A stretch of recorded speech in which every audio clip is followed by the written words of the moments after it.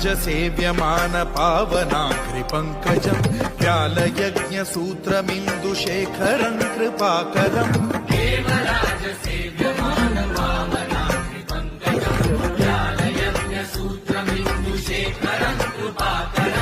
नारदादियोगि वृन्दवन्दितं दिगम्बरम् काशिकापुराधिनाथ कालभैरवं भजे